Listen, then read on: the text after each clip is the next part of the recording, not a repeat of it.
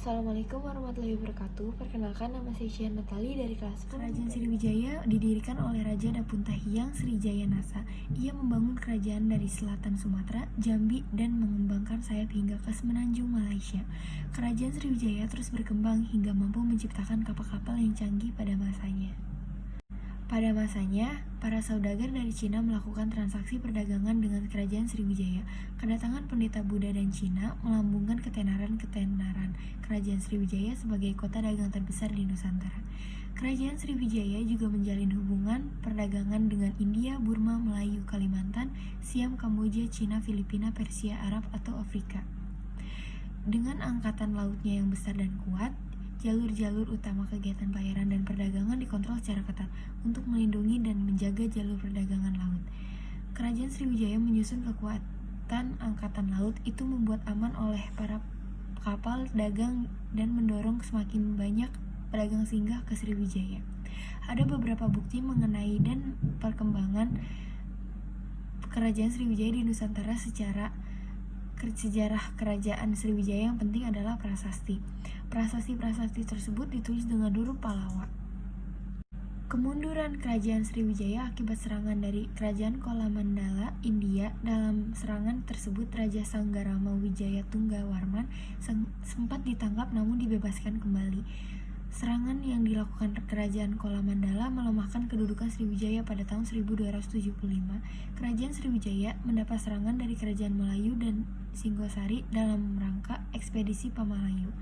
Kerajaan Sriwijaya mengalami kehancuran akibat serangan kerajaan Majapahit pada tahun 1337. Tarumanegara diambil dari dua kata, yaitu Taruma diambil dari nama sungai yang membelah Jawa Barat, serta negara yang artinya kerajaan atau negara. Keberadaan kerajaan Tarumanegara juga diperkuat di berita Tiongkok yang menyebut Tolomo untuk kerajaan Tarumanegara.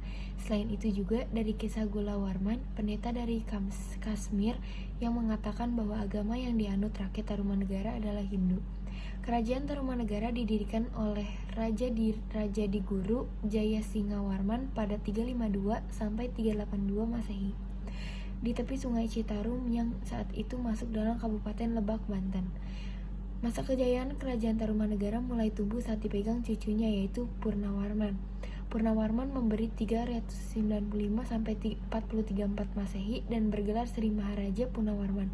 Sang Iswara Digwijaya Bima Prakarma Surya Maha Purusa Jagatpati. Kemasyhuran kerajaan Tarumanegara dicatat oleh prasasti zaman Purnawarman, di antaranya membangun pelabuhan dan beberapa sungai sebagai sarana perekonomian. Dirinya juga memperluas kekuasaan dengan menaklukkan beberapa kerajaan kecil di Jawa Barat. Selain itu, pemerintahan Purnawarman sangat memperhatikan aliran sungai. Sungai-sungai diperbaiki seperti tahun 410 Masehi. Purnawarman memperbaiki Kali Gangga hingga Sungai Cisuba yang terletak di Cirebon. Setelah itu, beberapa raja tercatat memerintah kerajaan Tarumanegara seperti Wisnuwarman, Indrawarman, Candrawarman, Suryawarman, Kertawarman, Sudawarman, Hariwangsawarman, Nagajayawarman, Linggawarman. Masa keruntuhan kerajaan Tarumanegara mengalami kemunduran setelah dipegang Sudawarman. Saat itu dirinya memberikan kebijakan otonomi daerah kepada raja-raja di bawahnya, namun kebijakan tersebut tanpa pengawasan. Karena tidak diawasi, terjadilah perpecahan di antara kerajaan Tarumanegara. Kerajaan tersebut pecah menjadi dua, yaitu Kerajaan Sunda dan Kerajaan Galuh. Kerajaan Majapahit adalah kerajaan terakhir dari kerajaan-kerajaan besar Jawa yang berlatar belakang Hindu-Buddha. Masa pemerintahan kerajaan ini berlangsung cukup lama, yaitu 193 tahun. Kapan berakhirnya kerajaan ini tidak diketahui pasti, tetapi tahun 1486 disebutkan sebagai tahun berakhirnya kerajaan Majapahit. Sejauh ini memang masih terdapat dugaan bahwa kerajaan ini benar-benar runtuh pada abad ke-16.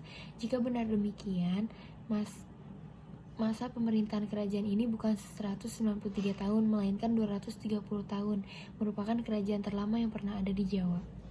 Raja Majapahit yang terhitung berkuasa paling lama adalah Raja Hayam Wuruk yang menerima hingga 39 tahun, dan Raja Wikrawardhana memerintah 46 tahun. Kerajaan Majapahit juga pernah diperintahkan oleh raja-raja perempuan seperti Tribuana Tunggadewi 22 tahun dan Suhita 18 tahun. Raja-raja yang pernah Pemerintah Majapahit umumnya memiliki perhatian yang besar terhadap perkembangan kesusastraan, baik yang berbentuk puisi atau prosa. Kegiatan ekspansif yang diawali pada masa Raja Kertanegara dari Singasari semakin berkembang pada masa Kerajaan Majapahit. Kerajaan Kutai adalah kerajaan bercorak Hindu yang terletak di Muara Kaman, Kalimantan Timur, tepatnya di hulu Sungai Mahakam. Kerajaan Kutai berdiri sekitar abad keempat. Nama kerajaan ini disesuaikan dengan nama daerah tempat penemuan prasasti, yaitu daerah Kutai. Hal ini disebabkan karena prasasti yang ditemukan tidak ada yang menyebutkan nama dari kerajaan tersebut. Wilayah Kerajaan Kutai mencakup wilayah yang luas, yaitu hampir menguasai seluruh wilayah Kalimantan Timur. Bahkan pada masa kejayaan Kerajaan Kutai hampir menguasai wilayah Kalimantan. Sumber yang mengatakan bahwa di Kalimantan telah berdiri dan berkembang Kerajaan Kutai yang bercorak Hindu adalah beberapa penemuan peninggalan berupa tulisan atau prasasti. Tulisan itu ada 7 tiang batu yang disebut yupa. Yupa tersebut adalah tugu batu yang berfungsi sebagai tiang untuk menambah hewan yang akan dikorbankan. Dari salah satu yupa tersebut diketahui Raja Mulawarman yang memerintahkan Kerajaan Kutai pada saat itu. Nama Mulawarman dicatat dalam yupa karena kedermawanannya menyedekahkan 20.000 ekor sapi pada kaum Brahmana. Kerajaan Kediri atau juga dikenal dengan Panjalu merupakan kerajaan Jawa Timur di tahun 1042 sampai 1222 yang berpusat di Kota Daha yang sekarang merupakan Kota Kediri. Kota Daha sendiri sudah ada sebelum Kerajaan Kediri didirikan dan Daha merupakan singkatan dari Dahanapura yang memiliki arti kora api. Ini bisa dilihat dari sebuah prasasti pemuatan dari Air Langga pada tahun 1042 pada akhir tahun 1042. Air Langga secara terpaksa harus membagi wilayah kerajaan sebab perebutan tahta dari 2 orang putranya yakni Sri Samawarijaya yang mendapatkan kerajaan Barat Panjalu di Kota Baru Dahad dan Mapanji Garasakan yang mendapat kerajaan timur yakni Janggala di Kota Lama Kahuripan. Kerajaan Janggala berdiri pada 1042 tepat setelah Air Langga. Dari kejayaan Kahuripan membagi wilayah kekuasaannya menjadi Kerajaan Janggala dan Kerajaan Kadiri untuk diberikan kepada kedua putranya yang saling berselisih.